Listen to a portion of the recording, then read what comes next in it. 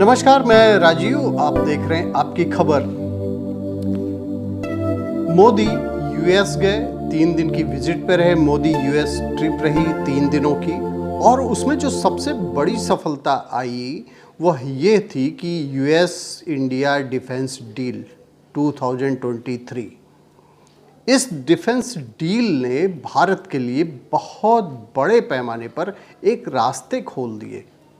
और सबसे बड़ी बात यह है कि जो रास्ता खुला वह ये था कि डिफेंस के सेक्टर में इंडिया में यूएस का इन्वेस्टमेंट, और इसको लेकर पाकिस्तान बहुत ज़्यादा परेशान हुआ और उसको खतरा लगने लगा। लेकिन सबसे बड़ी बात ये है कि इंडिया में जो यूएस इन्वेस्ट करने जा रहा है वह क्यों इन्वेस्ट कर रहा है। सबसे बड़ी बात है कि इंडिया में उसको संभावनाएं दिख रही हैं। खबरें तो ये बहुत कुछ आ चुकी हैं कि क्या क्या डील हुई और क्या सफलता मिली ये, लेकिन जो सबसे बड़ी चीज़ जो आर्टिकल में मैंने पढ़ा, मेरी जानकारी में नहीं था, उसमें ये है कि धर्मेंद्र कुमार की आर्टिकल है और इनके बारे में बताया जा रहा है कि लेखक रक्षा मंत्रालय में सचिव और विश्व बैंक में भारत के कार्यकारी निर्देशक रह चुके हैं। और इन्होंने अपने आर्टिकल में एक बहुत ही महत्वपूर्ण चीज़ बताई है, वह ये है कि भारत में रक्षा क्षेत्र से जुड़े लघु और मध्यम उद्योगों का उत्पादन लगभग 1 लाख करोड़ तक पहुंच गया है।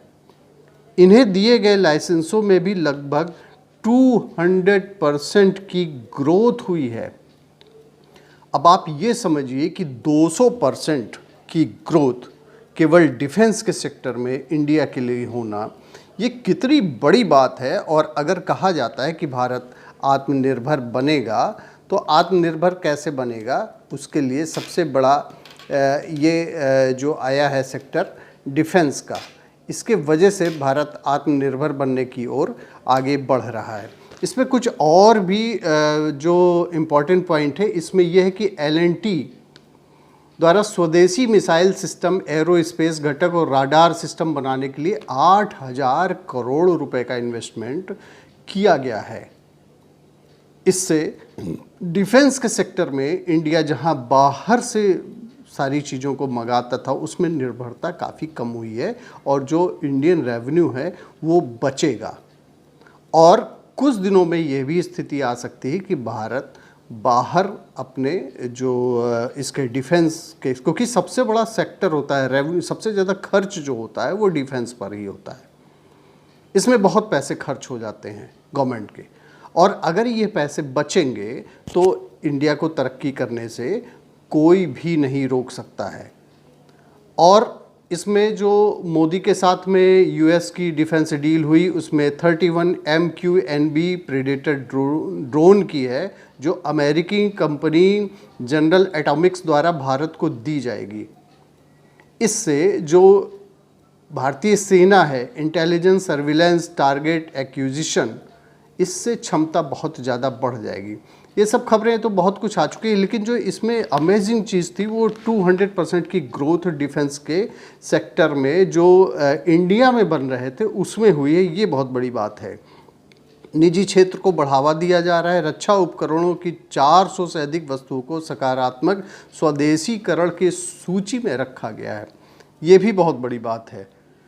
तो कुल मिला के ये जो सेक्टर है डिफेंस का, 2014 के बाद से लगातार 6 बार अमेरिका की यात्रा कर चुके हैं, और यह यात्रा काफ़ी खास इसलिए भी थी क्योंकि यूएस द्वारा prime minister of India Narendra Modi को स्टेट गेस्ट बनाया गया था। यह राजकीय यात्रा थी, और इस पर जो भी खर्च हुए वो यूएस के खर्च हुए। राजकीय यात्रा होना एक बहुत ही महत्वपूर्ण चीज़ है, उस पर कभी फिर बात करेंगे। लेकिन इंडिया आत्मनिर्भर जो डिफेंस के सेक्टर में बन रहा है वो भारत के लिए बहुत बड़ी बात है। और इसमें इस आर्टिकल में एक चीज़ और भी इम्पॉर्टेंट कही गई है कि जो रक्षा उपकरण जो बनाए जा रहे हैं इंडिया में, उसका खरीदार अभी केवल गवर्नमेंट ऑफ इंडिया का डिफेंस डिपार्टमेंट है।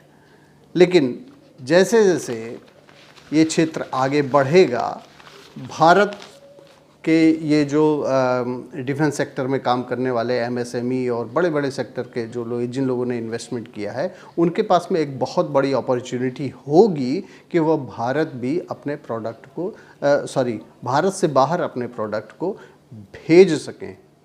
जो भारत के विश्व गुरु बनने की बातें कही जा रही वो इसी तरीके से आएगी। भारत जब आत्मनिर्भर होगा, जब उसकी डिपेंडेंसी अदर कंट्रीज़ पर कम हो जाएंगी। जैसे तेल के मामले में सबसे ज़्यादा पैसा जो खर्च होता था, उसमें भी धीरे धीरे इंडिया में एथेनॉल को पेट्रोल में मिलाया जाने लगा और यह भी कहा जा रहा है कि पेट्रोल कुछ दिनों बाद जो है एथेनॉल से ही गाड़ियाँ चलने लगेंगी। कितने पैसे बचेंगे सोचिए आप। वो इंफ्रास्ट्रक्चर पे खर्च होगा, यहाँ पे इंडिया में खर्च होगा, पैसे बचेंगे। डिफेंस के मामले में भारत आत्मनिर्भर हो रहा है। तो ये सब सारी चीज़ें, और ऐसे में पाकिस्तान का परेशान तो होना, ये ऑब्वियस सी बात है कि पाकिस्तान परेशान होगा ही। लेकिन वो कहता है कि इंडिया में इन्वेस्ट कर दिया यूएस ने, हमारे यहाँ क्यों नहीं कर रहे हैं। तो उनके यहाँ इन्वेस्टमेंट केवल और केवल ये हो सकता है जिसको अपनी टेरर एक्टिविटी, उसकी ट्रेनिंग दिलवानी हो, तो पाकिस्तान इसके लिए सबसे बड़ा स्कूल हो सकता है। वहाँ आतंकियों की ट्रेनिंग तो हो सकती है, और किसी मामले में इन्वेस्टमेंट कोई भी कंट्री नहीं करेगा। चाइना अगर कर भी रहा है तो पाकिस्तान को एक ना एक दिन जो है उसको अपने बहुत बड़े उससे हाथ भी धोना पड़ जाएगा, क्योंकि चाइना ऐसे नहीं करेगा। बहुत बहुत धन्यवाद फॉर वॉचिंग आपकी खबर।